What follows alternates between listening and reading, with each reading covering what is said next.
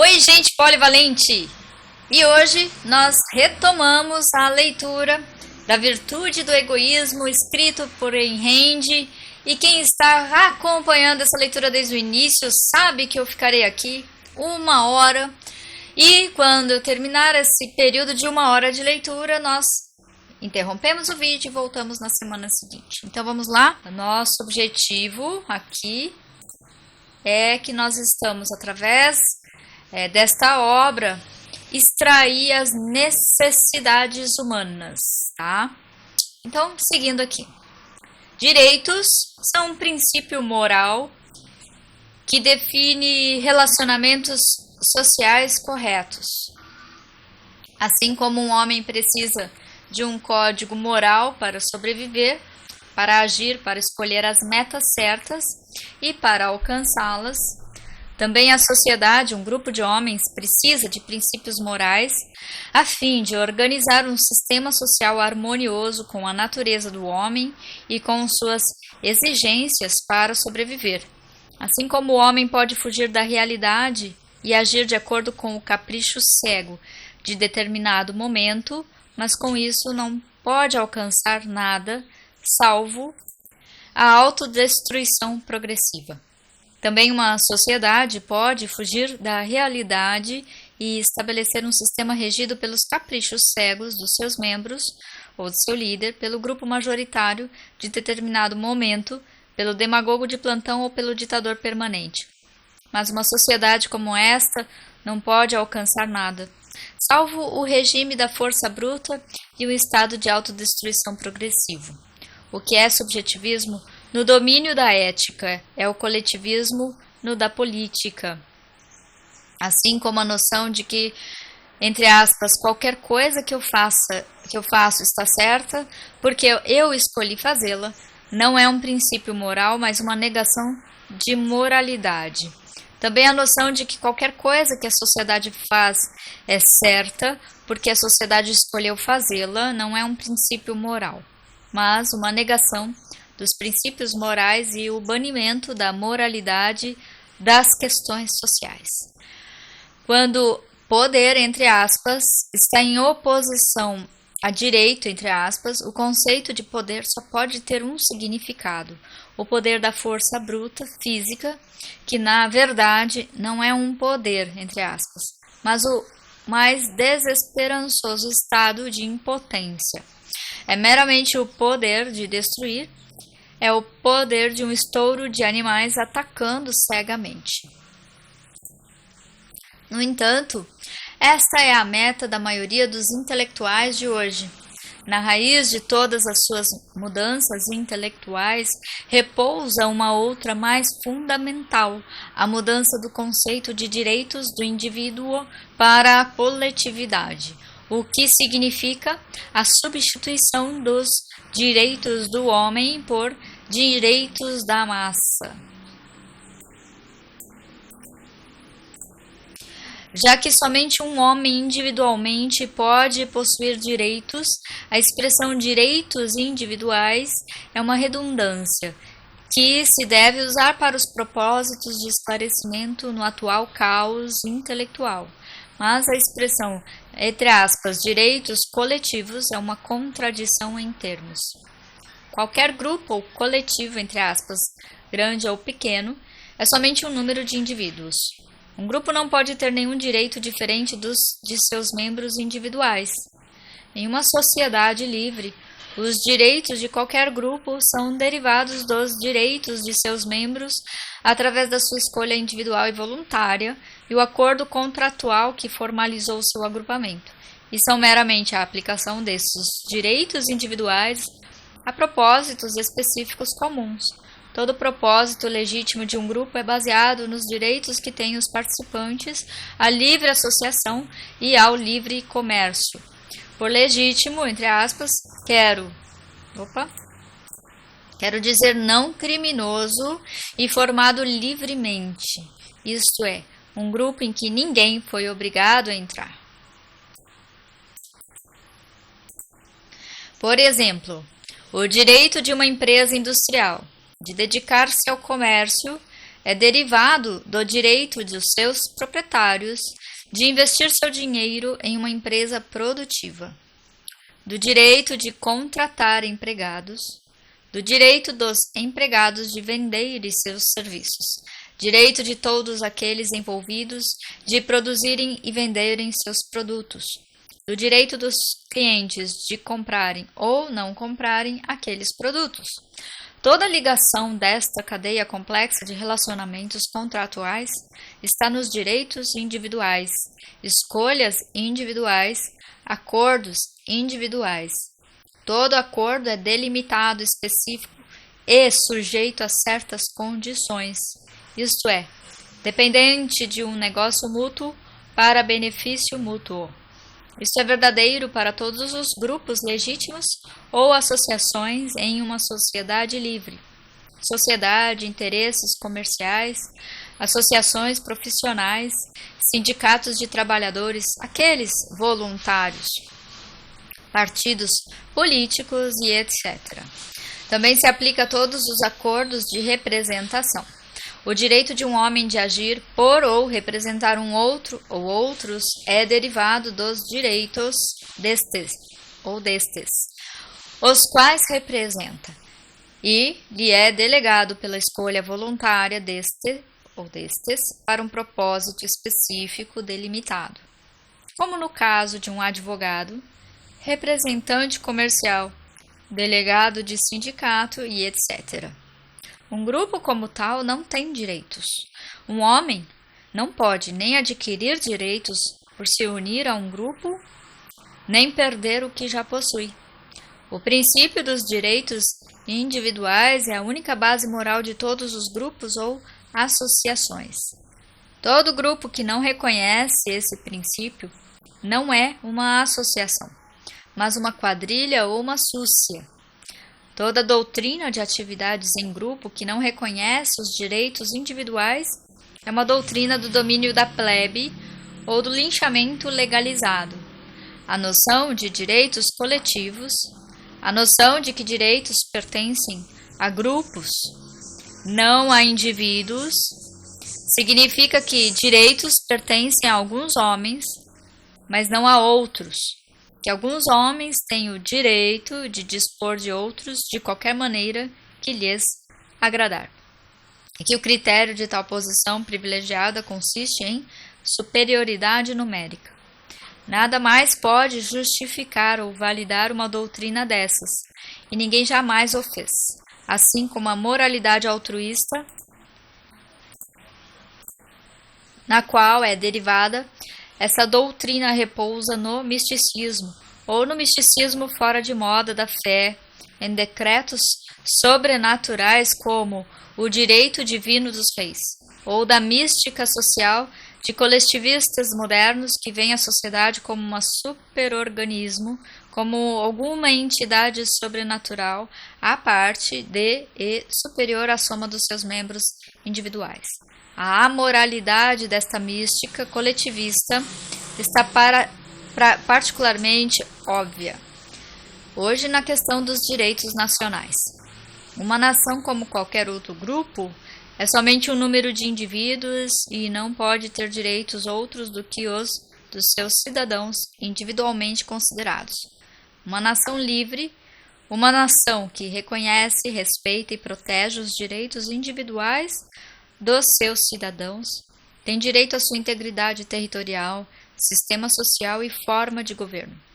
O governo de uma nação, assim, não é o soberano, mas o servo ou agente dos seus cidadãos, e não tem direitos outros do que os delegados a ele pelos cidadãos para uma incumbência específica, delimitada. A incumbência de protegê-los da força física, derivada do direito da autodefesa. Os cidadãos de uma nação livre podem discordar sobre os procedimentos legais específicos ou métodos de executar os seus direitos, o que é um problema complexo à esfera de ação da ciência política e da filosofia do direito, mas concordam quanto ao princípio básico a ser implementado, o princípio dos direitos individuais. Quando a Constituição de um país coloca os direitos individuais fora do alcance das autoridades públicas, a esfera do poder político é severamente delimitada. E, deste modo, os cidadãos podem segura e adequadamente concordar em acatar as decisões do voto da maioria nessa esfera delimitada. As vidas e a propriedade de minorias ou dissidentes não estão em risco, não estão sujeitas ao voto e não são postas em perigo por nenhuma decisão da maioria. Nenhum homem ou grupo possui uma carta branca de poder sobre os outros.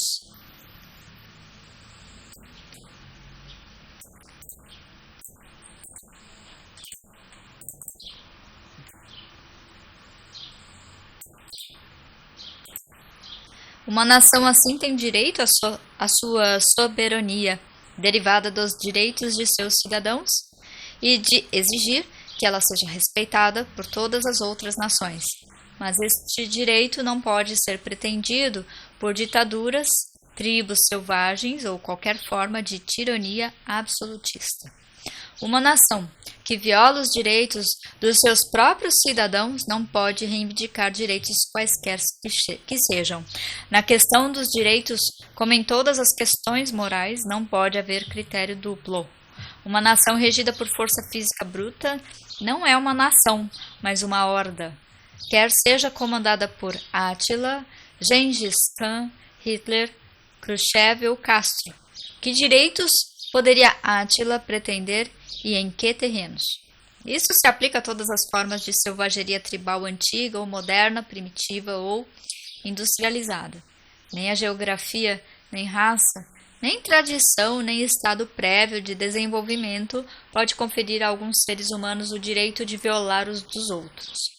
O direito da autodeterminação das nações se aplica somente a sociedades livres ou a sociedades que procuram estabelecer a liberdade. Não se aplica a ditaduras, bem como o direito de um indivíduo à livre ação não inclui o direito de cometer crimes, isto é, de violar os direitos de outros.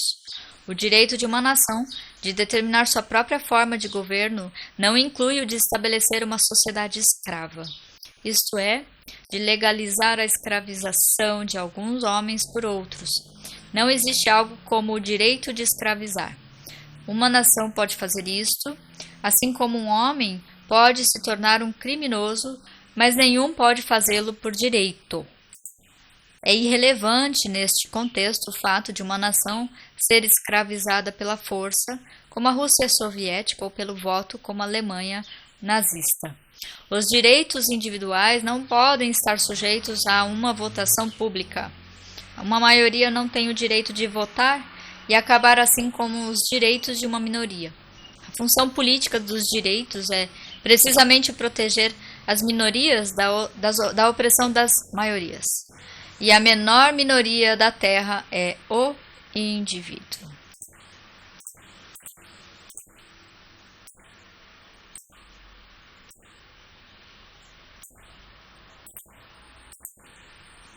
Indiferentemente do fato de uma sociedade escrava ser conquistada ou escolher ser escravizada, ela não pode reivindicar direitos nacionais e nem reconhecimento desses direitos, entre aspas, por países civilizados, assim como uma massa de gangsters não pode exigir reconhecimento dos seus direitos e igualdade legal a uma empresa industrial ou uma universidade, considerando-se que os gangsters escolheram por voto unânime engajar-se naquele tipo particular de atividade grupal. Nações sob ditaduras vivem fora da lei. Toda nação livre tinha o direito de invadir a Alemanha nazista e atualmente tem o direito de invadir a Rússia soviética, Cuba ou qualquer outro cárcere político. Se uma nação livre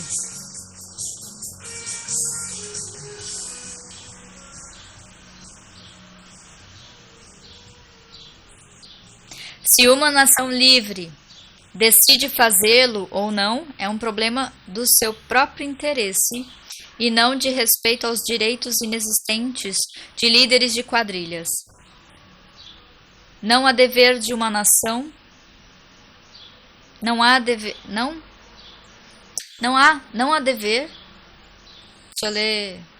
Não há dever de uma nação livre liberar outras nações ao preço de alto sacrifício, mas ela tem o direito de fazê-lo quando e sim assim escolher. Este direito, entretanto, é condicional. Assim como a supressão de crimes, não há a um policial o direito de envolver-se em atividades criminosas. Também a invasão e destruição de ditaduras não dão ao invasor o direito de estabelecer uma outra variante de uma sociedade escrava no país conquistado. Um país escravo não tem direitos nacionais, mas os direitos individuais de seus cidadãos ainda são válidos, mesmo se não reconhecidos. E o conquistador não tem direito de violá-los. Portanto, a invasão de um país escravizado é moralmente justificada somente quando e se os conquistadores estabelecem um sistema social livre, isto é, um sistema baseado no reconhecimento dos direitos individuais. Dado que não há nenhum país completamente livre atualmente, dado que o chamado mundo livre consiste em várias economias mistas, poder-se-ia perguntar se qualquer país na face da Terra está moralmente aberto para ser invadido por qualquer outro. A resposta é não. Existe uma diferença entre um país que reconhece o princípio dos direitos individuais, mas não o pratica completamente, e outro que o nega e burla explicitamente. Todas as economias mistas estão em um precário estado de transição que, no final, tem de mudar para a liberdade ou desmoronar para a ditadura. As características que estigmatizam um país enquanto ditadura sem risco de erros são 4. Regime de um partido único, execuções sem julgamento ou com um julgamento simulado por ofensas políticas, nacionalização ou expropriação de propriedade privada e censura. Um país culpado desses ultrajes fica privado de quaisquer prerrogativas morais, qualquer reivindicação de direitos nacionais ou soberania, e se tornam fora da lei. Observe nessa questão particular o vergonhoso fim da linha e a desintegração intelectual dos, entre aspas, liberais modernos. O internacionalismo sempre foi um dos dogmas básicos dos liberais. Eles consideravam o nacionalismo como um mal social maior, o produto do capitalismo e a causa das guerras. Opunham-se a qualquer forma de alto interesse nacional.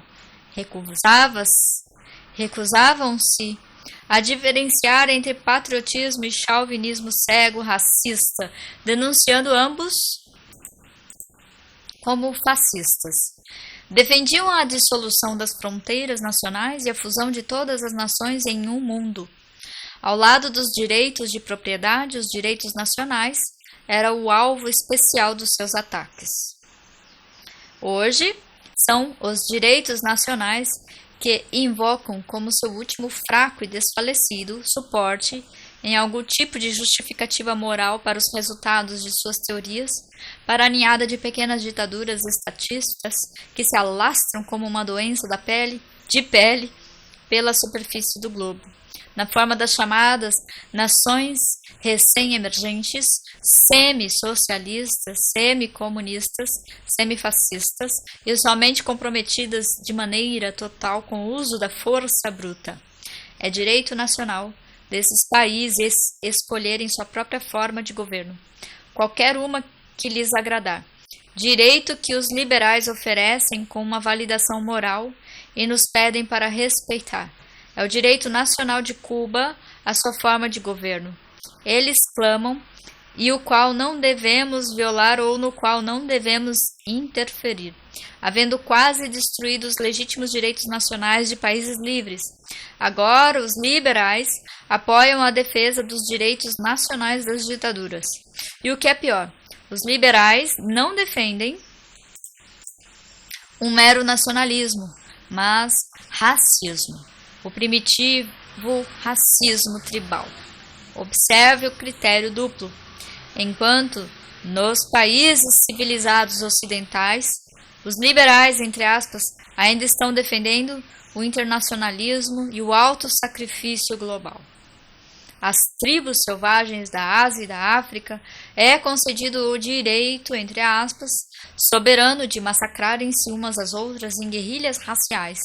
A humanidade está voltando à visão de sociedade pré-industrial, pré-histórica, ao coletivismo racial. Este é o resultado lógico e o clímax do desmoronamento moral dos liberais, que começou quando um prelúdio da coletivização da propriedade aceitaram a coletivização dos direitos. Sua própria confissão de culpa está na terminologia. Por que usam a palavra direitos para denotar as coisas que estão defendendo? Por que não pregam o que praticam?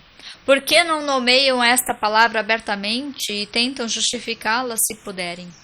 A resposta é óbvia. Página 277. Um governo é uma instituição que mantém o poder exclusivo de impor certas regras de conduta social em determinada área geográfica. Os homens precisam desta instituição. E por quê? Dado que a mente do homem é a sua ferramenta básica de sobrevivência, meio de ganhar conhecimento para guiar suas ações, a condição básica que requer é a liberdade de pensar e de agir de acordo com seu julgamento racional. Isto não significa que um homem deva viver sozinho e que uma ilha deserta seja o ambiente mais adequado às suas necessidades. Os homens podem tirar enormes benefícios do fato de tratar uns com os outros. O ambiente social é muito mais proveitoso para seu sucesso em sobreviver, mas somente sob certas condições. Os dois grandes valores a serem proporcionados pela vida em sociedade são conhecimento e comércio. O homem é o único espécime que pode transmitir e expandir seu repertório de conhecimento de geração a geração. O conhecimento potencialmente à disposição do homem é maior do que o que qualquer indivíduo poderia adquirir no seu próprio tempo de vida. Todo homem tira um benefício incalculável do conhecimento descoberto por outros. O segundo grande benefício é a divisão do trabalho. Ela capacita o homem a devotar seus esforços para um campo particular de trabalho e a comercializar com outros que se especializam em campos diversos.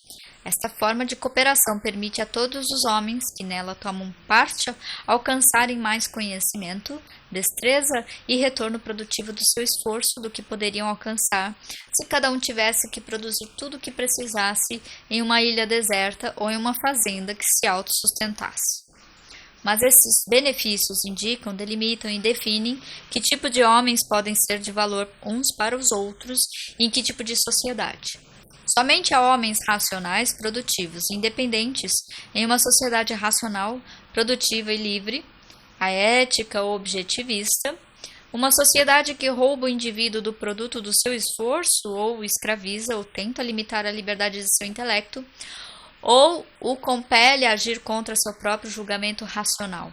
Uma sociedade que estabelece um conflito entre os seus decretos e as exigências da natureza do homem. Não é, falando estritamente de uma sociedade, nada mais do que uma massa unida por um regime de quadrilha institucionalizado. Uma sociedade dessas destrói todos os valores da coexistência humana. Não tem nenhuma justificativa possível e representa não uma fonte de benefícios, mas a ameaça mais mortal à sobrevivência do homem. A vida em uma ilha deserta é mais segura e incomparavelmente preferível à existência da Rússia soviética ou Alemanha nazista. Se os homens devem viver juntos em uma sociedade pacífica e racional e negociar um com os outros para benefício mútuo, devem aceitar o princípio social básico sem o qual nenhuma sociedade moral ou civilizada é possível. O princípio dos direitos individuais. Veja os capítulos 12 e 13. Reconhecer direitos individuais significa reconhecer e aceitar condições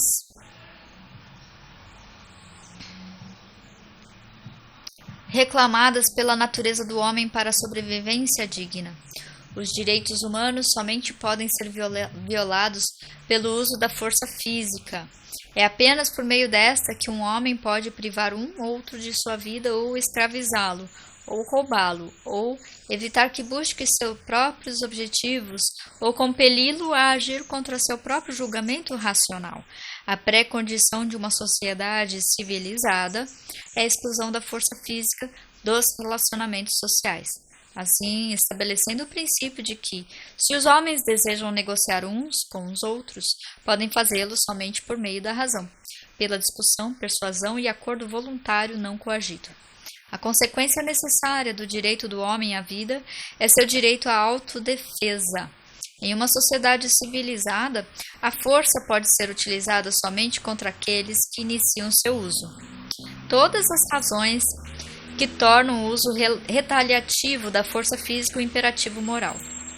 Se alguma sociedade pacifista renunciasse ao uso retaliativo da força, seria deixada desamparadamente à mercê do primeiro vigarista que decidisse ser imoral. Esta sociedade alcançaria o oposto de sua intenção. Ao invés de abolir o mal, encorajá-lo-ia e recompensá-lo-ia. Se uma sociedade não proporcionasse nenhuma proteção contra a força, compeliria todo cidadão a andar armado, transformar a sua casa em uma fortaleza, atirar em quaisquer estranhos que estivessem se aproximando de sua porta, ou a se unir a uma gangue protetora de cidadãos que brigaria contra outras gangues formadas para o mesmo propósito, e desta forma, trazendo a degeneração desta sociedade sob o caos do regime das gangues, isto é, o império da força bruta em uma perpétua guerrilha tribal de selvagens pré-históricos. O uso da força física, até seu uso retaliativo, não pode ser deixado ao arbítrio de cada cidadão. A coexistência pacífica é impossível.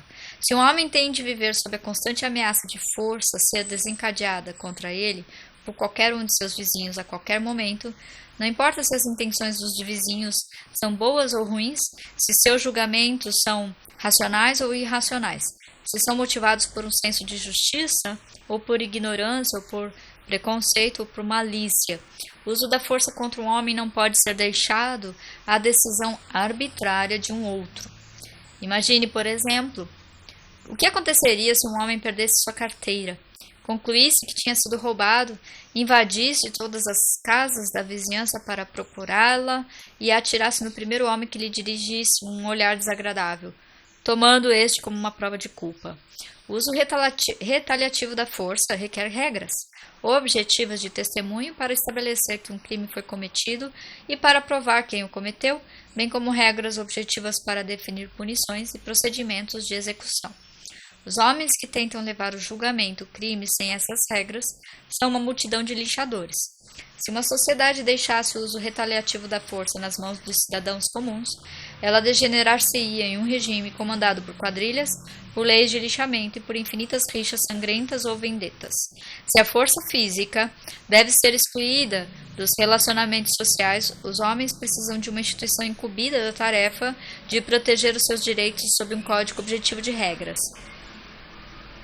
Esta é a tarefa de um governo, de um verdadeiro governo. Sua tarefa básica, única, justificativa moral e a razão, porque os homens precisam dele.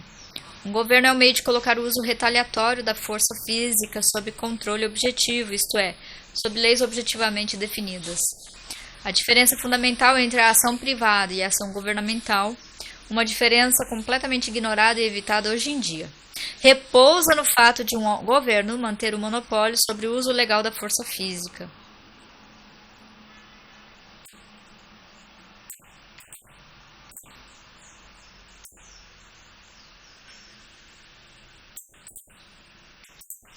Ele tem de mantê-lo, uma vez que é o agente que reprime e combate o uso da força. E por esta mesmíssima razão, suas ações têm de ser rigidamente definidas, delimitadas e circunscritas. Nenhum toque de capricho ou excentricidade deve ser permitido em seu desempenho. Deve ser um robô impessoal, com as leis como sua única força motivadora. Se uma sociedade deve ser livre, seu governo tem de ser controlado. Sob um sistema social adequado, o indivíduo comum é legalmente livre para tomar qualquer atitude que lhe agrade, desde que não viole os direitos de outros. ao passo que um funcionário do governo é limitado pela lei em toda a ação oficial. O indivíduo comum pode fazer qualquer coisa, exceto o que é legalmente proibido. Um funcionário do governo não pode fazer nada, exceto aquilo que é legalmente permitido.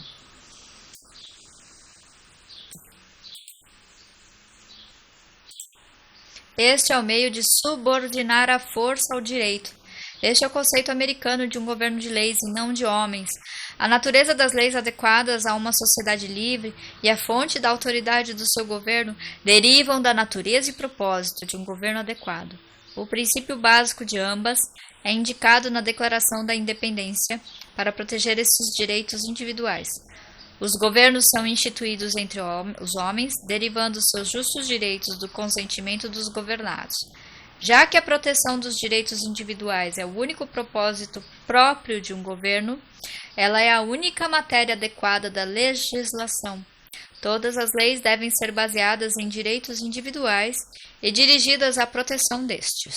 Todas as leis devem ser objetivas e objetivamente justificáveis.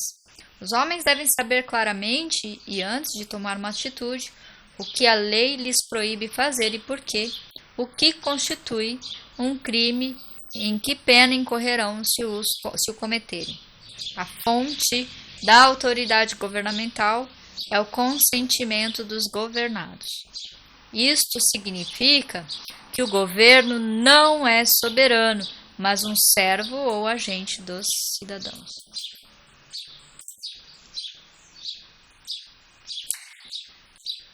O significa que o governo como tal não tem direitos, exceto os delegados a ele pelos cidadãos para um propósito específico. Há somente um princípio básico com o qual o indivíduo deve consentir se deseja viver em uma sociedade livre, civilizada, o princípio que implica renunciar ao uso da força física e delegar ao governo o seu direito à autodefesa física, mas que este seja cumprido de uma maneira metódica, objetiva e legalmente definida. Ou, colocando em outras palavras, ele deve aceitar a separação da força e do capricho, qualquer capricho incluindo o seu próprio. Agora, o que acontece no caso de um desentendimento entre dois homens a respeito de um empreendimento em que ambos estão envolvidos? Em uma sociedade livre, os homens não são forçados a negociar uns com os outros. Eles o fazem apenas por acordo voluntário e quando tem um elemento tempo envolvido na relação, por contrato. Se um contrato é quebrado pela decisão arbitrária de um homem, isto pode causar um desastroso prejuízo financeiro para o outro, e a vítima não teria nenhum recurso exceto apoderar-se da propriedade do ofensor como compensação. Mas aqui, novamente, o uso da força não pode ser deixado para a decisão de cada cidadão. E isso leva a uma das mais importantes e mais complexas funções do governo, a função de árbitro que decide disputas entre homens de acordo com leis objetivas. Os criminosos são uma pequena minoria em uma sociedade semi-civilizada. A proteção e imposição de contratos através de tribunais civis é a necessidade mais crucial de uma sociedade pacífica. Sem esta proteção, nenhuma civilização poderia ter se desenvolvido ou mantido. O homem não pode sobreviver como fazem os animais, agindo com base no momento imediato. Ele tem de projetar as suas metas e alcançá-las através de um período de tempo. Tem de calcular suas ações e planejar sua vida a longo prazo. Quanto melhor é a mente do homem e maior o seu conhecimento, maior é o âmbito do seu planejamento. Quanto mais desenvolvido ou mais complexa é sua civilização, maior é o raio de atividade que requer e, por conseguinte, maior o âmbito de acordos contratuais entre os homens e mais urgente a necessidade de proteção desses acordos. Até mesmo uma sociedade primitiva de intercâmbio não poderia funcionar se um homem decidisse comercializar um saco de batatas por uma cesta de ovos e, tendo recebido os ovos, se recusasse a entregar as batatas. Imagine que esse tipo de ação movida a capricho significaria em uma sociedade industrial, onde os homens entregam a crédito mercadorias no valor de $1 bilhão ou elaboram contratos para construir estruturas multimilionárias. ou assinam locações por 99 anos. Uma infração unilateral de contrato envolve um uso indireto de força física. Consiste, em essência, no recebimento por um homem de valores materiais, mercadorias ou serviço de um outro, e na recusa a pagar por eles. Assim, os retendo pela força, pela mera posse física, não por direito, isto é, retendo sem o consentimento do seu proprietário. Similarmente, a fraude envolve um uso indireto da força. Consiste em obter valores materiais sem o consentimento do proprietário, por meios ilegais ou promessas falsas. A extorsão é uma outra variante do uso da força. Ela consiste na obtenção de valores materiais, não pela troca de valores, mas pela ameaça da força, violência ou dano. Algumas dessas ações são obviamente criminosas, outras, como uma infração unilateral de contrato, podem não ser criminalmente motivadas, mas ser causadas por irresponsabilidade e irracionalidade. Outras ainda podem ser questões complexas, como com alegações de justiça de ambos os lados. Mas qualquer que seja o caso, todas essas questões têm de ser sujeitas a leis objetivamente definidas e têm de ser resolvidas por um árbitro imparcial, que administra as leis, isto é, por um juiz, e um júri, quando apropriado. Observe o princípio básico que governa a justiça em todos esses casos. O princípio de que nenhum homem pode obter quaisquer valores de outro sem o consentimento do proprietário.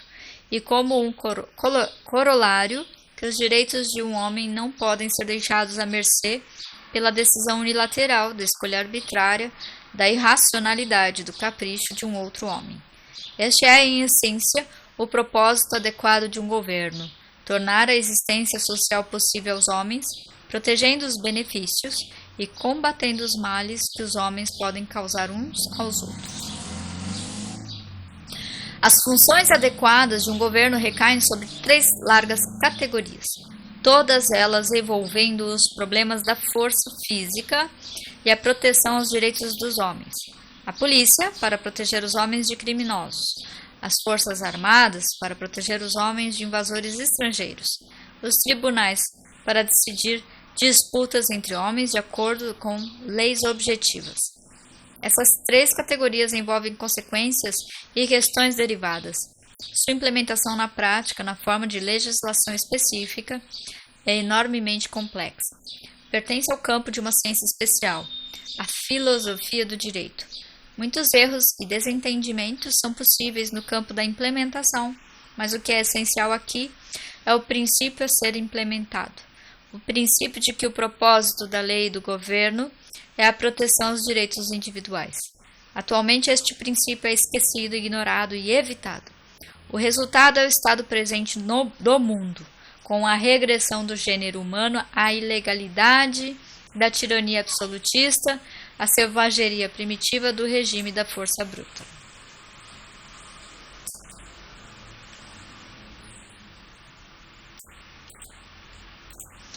Num protesto impensado contra esta tendência, algumas pessoas estão levantando a questão de se o governo como tal é um mal por natureza e se a anarquia é o sistema social ideal. A anarquia, como um conceito político, é uma oscilante abstração ingênua. Por todas as razões discutidas acima, uma sociedade sem um governo organizado estaria à mercê do primeiro criminoso que aparecesse, o qual a precipitaria no caos de uma guerrilha de gangues. Mas a possibilidade de depravação humana não é a única objeção à anarquia. Até mesmo uma sociedade cujos membros fossem completamente racionais e perfeitamente morais não poderia funcionar em um estado de anarquia. É a necessidade de leis objetivas e de um árbitro para solucionar desentendimentos honestos entre os homens, o que justifica o estabelecimento de um governo. Uma recente variante da teoria anarquista, que está deixando perplexos alguns dos defensores mais jovens da liberdade, é uma coisa absurda e estranha chamada governos competidores, aceitando a premissa básica dos modernos estatólatras, que não vê diferença entre as funções do governo e as funções da indústria, entre a força e produção, e que defende a propriedade governamental de empresas. Os proponentes de governos competidores pegam o outro lado da mesma moeda e declaram que, já que a concorrência é tão benéfica aos negócios, deveria também ser aplicada ao governo. Ao invés de um governo único monopolista, declaram que deveria haver um número de governos diferentes em uma mesma área geográfica, competindo pela submissão de cada cidadão, sendo todos cidadãos livres para comprarem, entre aspas, ou prestigiarem qualquer governo de sua escolha. Lembre que a repressão pela força é o único serviço que um governo tem a oferecer. Pergunte a si mesmo o que significaria competir para a repressão. Não se pode chamar essa teoria de uma contradição em termos, já que ela é, obviamente, destituída de qualquer compreensão dos termos competição e governo. Nem se pode chamá-la de uma oscilante abstração, já que é destituída de qualquer contato com a referência ou a realidade e não pode ser concretizada de maneira alguma, nem mesmo de modo grosseiro ou aproximado. Uma ilustração será suficiente. Suponha que o Sr. Smith, um cliente do governo A, suspeite que o seu vizinho de porta, o Sr. Jones, um cliente do governo B, o tenha roubado. Um esquadrão da polícia A dirige-se à casa do Sr. Jones e é encontrado pelo esquadrão da polícia B, que declara que não aceita a validade da reclamação do Sr. Smith e não reconhece a autoridade do governo A. O que acontece então? A partir daí a conclusão é sua. A evolução do conceito de, entre aspas, governo tem sido uma história longa e tortuosa. Algum lampejo sobre o que seria a função própria do governo parece ter existido em todas as sociedades organizadas, manifestando-se em fenômenos como o reconhecimento de alguma diferença implícita e frequentemente inexistente. Entre um governo e uma quadrilha de assaltantes, a aura de respeito e da autoridade moral concedida ao governo como guardião da lei e da ordem. O fato de que até mesmo os tipos mais malignos de governo acharam necessário manter alguma aparência de ordem e alguma pretensão de justiça, ainda que somente por rotina e tradição, e reclamar algum tipo de justificativa moral para seu poder, de natureza mística ou social, exatamente como os monarcas absolutos da França tinham de invocar o direito divino dos reis. Também os ditadores modernos da Rússia soviética têm de gastar fortunas em propaganda para justificar sua autoridade aos olhos de seus súditos escravizados. Na história da humanidade, o entendimento da função própria do governo é uma conquista muito recente. Tem apenas 200 anos e data dos pais fundadores da Revolução Americana. Eles não apenas identificaram a natureza e as necessidades de uma sociedade livre, como também planejar os meios para traduzi-las na prática. Uma sociedade livre é como qualquer outro produto humano. Não pode ser alcançada por meios casuais, por mero desejo ou pelas boas intenções dos líderes. Um sistema legal complexo, baseado em princípios objetivamente válidos, é necessário para tornar uma sociedade livre e para mantê-la livre. Um sistema que não depende dos motivos, caráter moral ou intenções de nenhum funcionário determinado, um sistema que não deixa nenhuma oportunidade, nenhuma brecha legal para o desenvolvimento da tirania. O sistema americano de freios e contrapesos, check and balances, checks and balances, foi simplesmente uma dessas conquistas. E embora certas contradições na Constituição tenham realmente deixado uma brecha para o crescimento do estatismo, a conquista incomparável foi o conceito de uma Constituição como um meio de limitar e restringir o poder do governo. Hoje, quando é feito um esforço coordenado para obliterar este ponto, não pode ser repetido muito frequentemente que a Constituição é uma limitação ao governo, e não a indivíduos comuns, que ela não prescreve a conduta de cidadãos comuns, apenas a do governo, que ela não é uma carta a favor do governo, mas uma carta de proteção aos cidadãos contra o governo. Então avalie a amplitude da inversão moral e política na prevalente visão sobre o governo. Ao invés de ser um protetor dos direitos do homem, o governo está se tornando seu violador mais perigoso. Ao invés de proteger a liberdade, está estabelecendo a escravização. Ao invés de proteger os homens dos que iniciam o uso da força física, está iniciando o uso da força física, a coação, da maneira e na questão que bem entende. Ao invés de servir como instrumento de objetividade nos relacionamentos humanos, está criando um reino mortal, subterrâneo de incerteza e medo, por meio de leis não objetivas, cuja interpretação é deixada para decisões arbitrárias dos burocratas de plantão. Ao invés de proteger os homens de prejuízos injustos, o governo está se apropriando de um poder ilimitado, de ilimitada justiça, de forma que estamos rapidamente nos aproximando do estágio da última inversão. O estágio onde o governo é livre para fazer qualquer coisa que lhe agrade, enquanto os cidadãos somente podem agir mediante permissão. O estágio dos períodos mais escuros da história humana. O estágio do governo pela força bruta. Tem-se observado frequentemente que, apesar do seu progresso material, o gênero humano não alcançou nenhum grau comparável de progresso moral. Esta observação é usualmente seguida de alguma conclusão pessimista a respeito da natureza humana. É verdade que o estado moral do gênero humano é vergonhosamente baixo. Mas, se considerarmos a inversão moral monstruosa dos governos, tornada possível pela moralidade altruísta coletivista, sob a qual a humanidade tem sido obrigada a viver ao longo da maior parte da sua história, começaremos a admirar como os homens conseguiram preservar uma certa aparência de civilização e qual vestígio indestrutível de autoestima os tem mantido caminhando verticalmente sobre dois pés. Começa-se também a ver mais claramente a natureza dos princípios políticos que têm de ser aceitos e defendidos como parte da batalha da renascença intelectual do homem.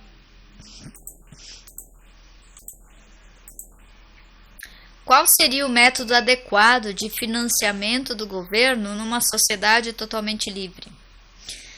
Esta pergunta é geralmente feita em conexão com o princípio objetivista de que o governo de uma sociedade livre não pode iniciar o uso da força física, mas usá-la apenas em retaliação contra aqueles que o fazem. Dado que a imposição de tributos representa uma iniciação de força, pergunta-se como o governo de um país levantaria o dinheiro necessário para financiar seus próprios serviços. Numa sociedade completamente livre, a taxação, ou para ser exato, o pagamento pelos serviços governamentais, seria voluntária. Dado que os serviços inerentes a um governo, a polícia, as forças armadas, os tribunais são comprovadamente necessários para os indivíduos e afetam diretamente os interesses deles, os cidadãos estariam e deveriam estar dispostos a pagar por estes serviços, assim como pagam por um seguro. A questão de como implementar o princípio do financiamento voluntário do governo, como determinar o melhor meio de aplicá-lo na prática, é muito complexa e pertence ao campo da filosofia do direito. A tarefa da filosofia política é apenas estabelecer a natureza do princípio e demonstrar o que é exequível. A escolha de um método específico de implementação é mais do que prematura atualmente, já que o princípio será exequível apenas numa sociedade completamente livre, uma sociedade cujo governo tenha sido constitucionalmente reduzido às suas funções básicas inerentes. Para uma discussão destas funções, veja o capítulo 14. Existem muitos métodos possíveis de financiamento voluntário do governo. Uma loteria governamental, que foi usada em alguns países europeus, é um deles. Há outros. Como ilustração e apenas como tal, avalie a seguinte possibilidade. Um dos serviços mais vitalmente necessários que somente um governo pode prestar é a proteção aos contratos firmados entre cidadãos. Suponha que o governo devesse proteger, isto é, reconhecer como legalmente válidos e exequíveis apenas aqueles contratos que tivessem sido segurados mediante o pagamento de um prêmio ao governo correspondente a uma porcentagem legalmente fixada com base nas somas envolvidas na transação contratual. Este seguro não seria compulsório.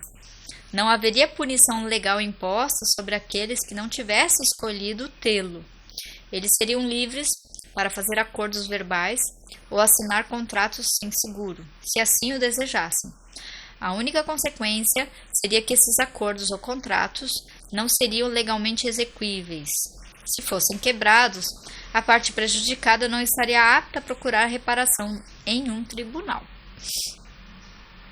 Todas as transações de crédito são acordos contratuais.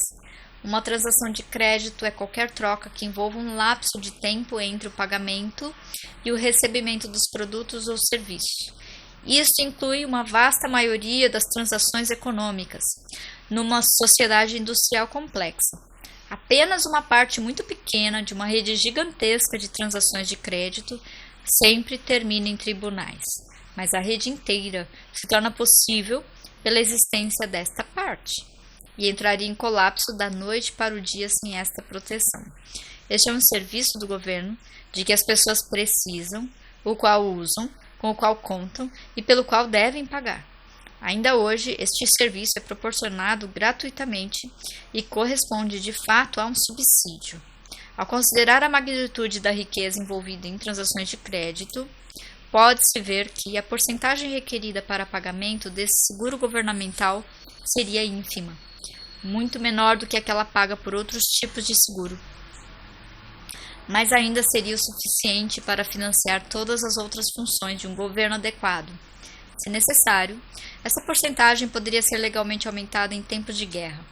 Outros métodos de levantar dinheiro, porém similares, poderiam ser estabelecidas por necessidades de guerra claramente definidas.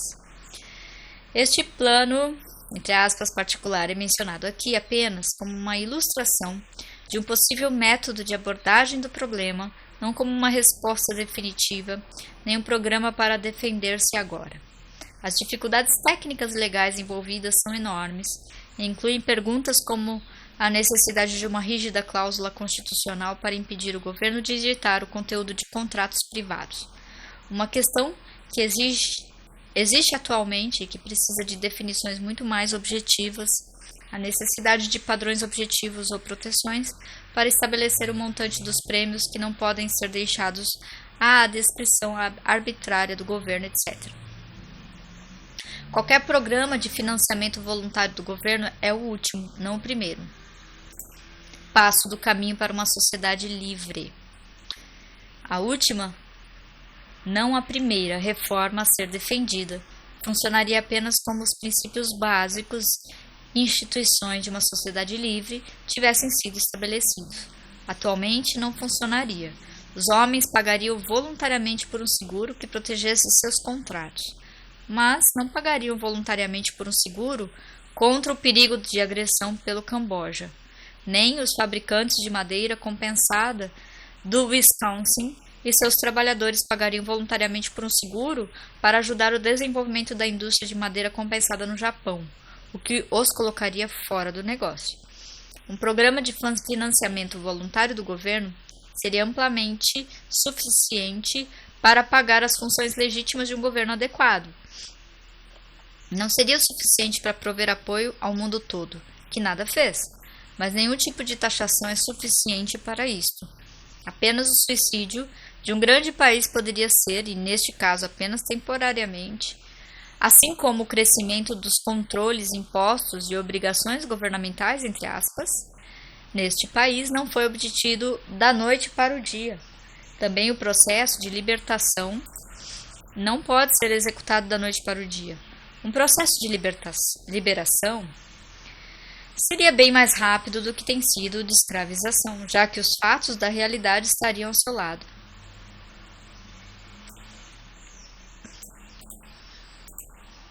Mas ainda um processo gradual é exigido, e qualquer programa de financiamento voluntário do governo tem de ser considerado como um objetivo para o futuro distante.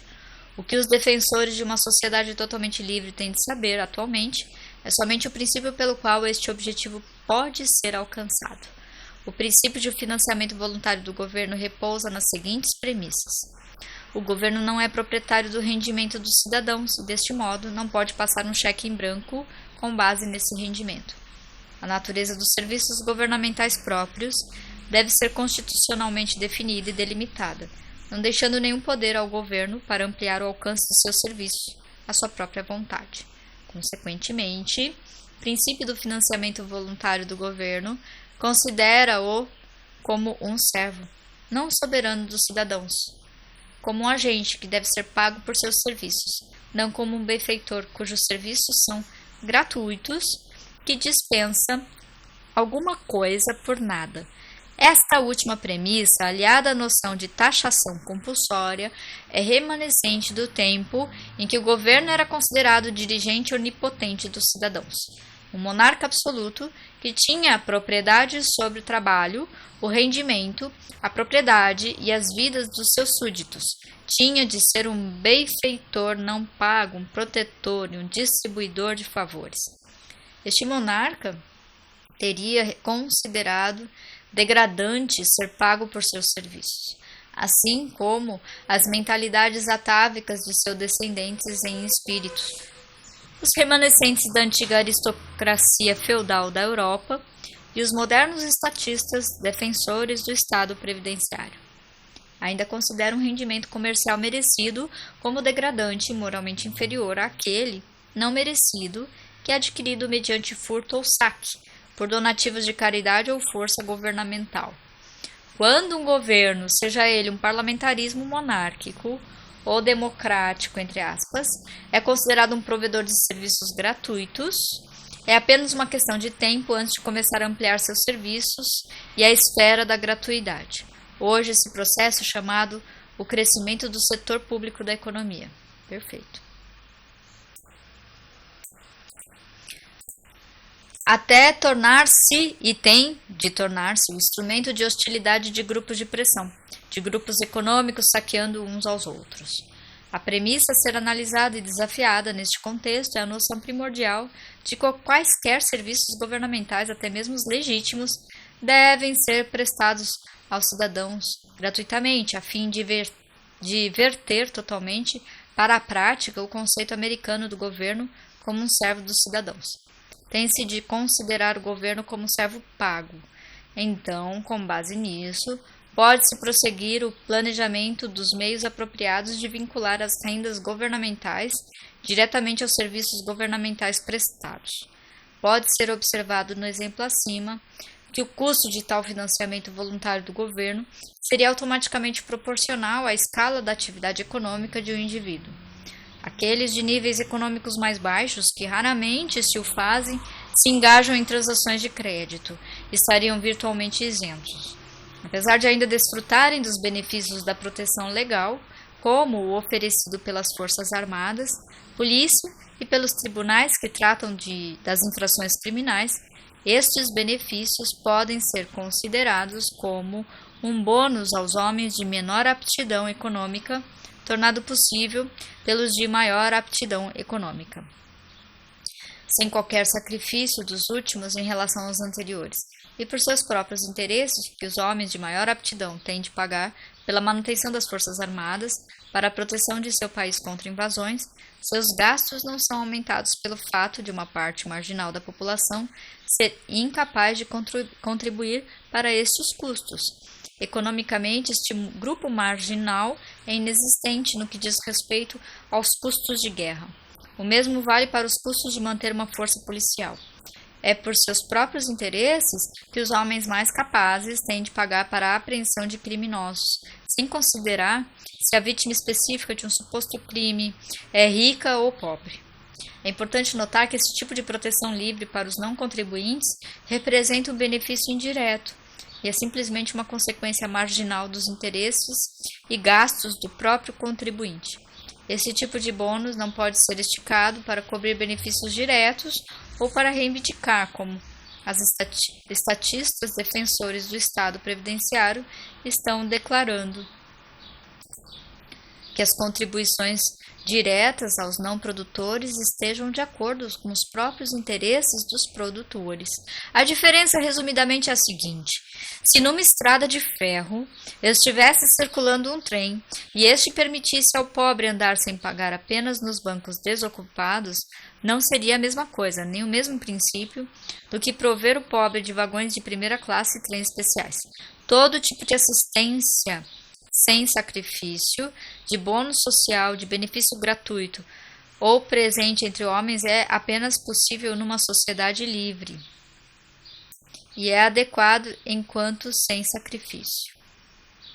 Perfeito. Mas numa sociedade livre, sob um sistema de financiamento voluntário do governo, não haveria escapatória legal nem possibilidade legal de qualquer redistribuição de riqueza, para o sustento não merecido de alguns homens, pelo trabalho forçado e rendimento extorquido de outros, para a extenuação, a exploração e a destruição daqueles que estão aptos a pagar os custos e a manter uma sociedade civilizada, em favor daqueles que são incapazes ou relutantes em pagar os custos de manutenção de sua própria existência.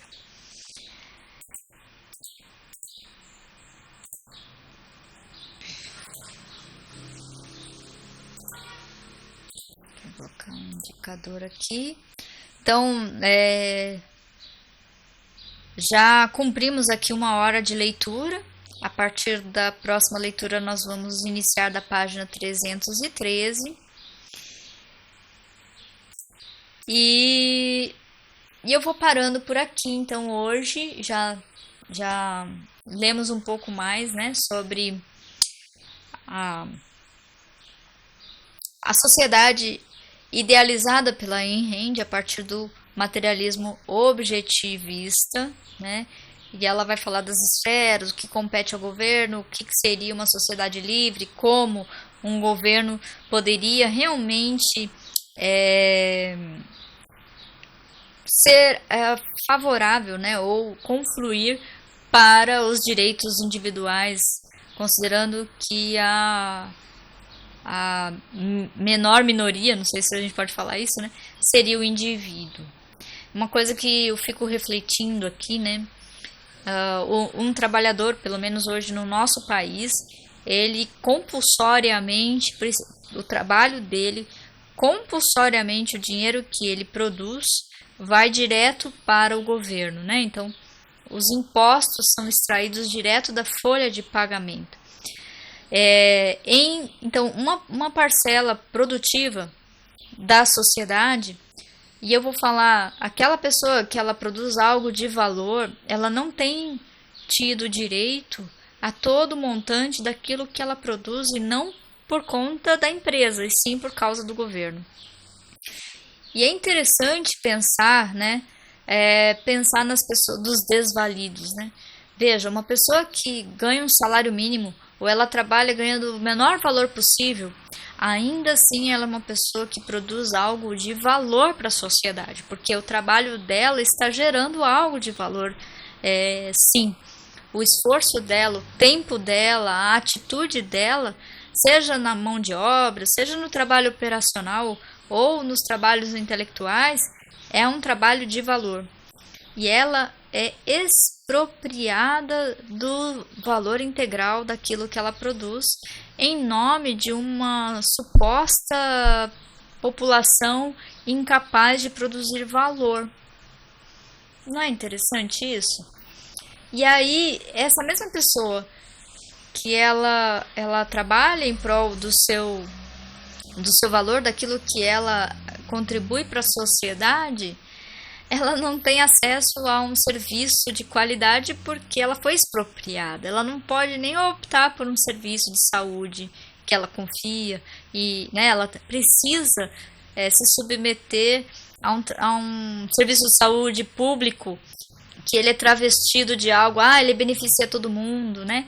Mas se o governo disser que ele não vai fazer um tratamento precoce para uma virose, né, ou flangoflito, ou qualquer coisa assim, esse cidadão que trabalha, esse cidadão que teria condições, se ele recebesse o valor dele integral, ele poderia procurar por um serviço, por um médico que o atendesse e ele ser atendido de acordo com o que ele quer. Ele teria mais liberdade. Então, olha aqui, eu fiquei pensando muito, né, nessa questão de como o indivíduo hoje, ele se desvaloriza.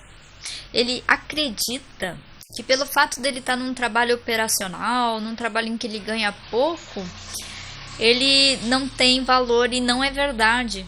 Na verdade, a forma como a nossa sociedade está montada diz para ele que ele não tem valor. Olha que louco. porque expropria dele uma parte do que ele produz, em nome de devolver a ele em forma de serviços no qual nem ele mesmo gostaria de optar, né? Ele queria ter mais opção, porque o ser humano quer ter opção. Então, é realmente o que a Ayn Rand deflagra, que é um fato. Basta parar e pensar um pouquinho, raciocinar, a gente observa que ela está fazendo uma análise muito verdadeira da realidade. Como toda análise racional, né, a gente sabe que fica no campo das ideias, tem lá suas falhas, mas assim, nesse sentido, não tenho o que dizer, irretocável, né? Mas, enfim, é isso, minha gente. Eu vou parando por aqui, então, vamos ver se eu consigo acelerar aí as leituras para a gente terminar e fazer uma análise dessas obras o quanto antes, não é mesmo? Já estou aí quase indo para 2 meses de leitura dessas 2 obras aí no canal. Então, vou ficando por aqui e até a próxima leitura e tchau!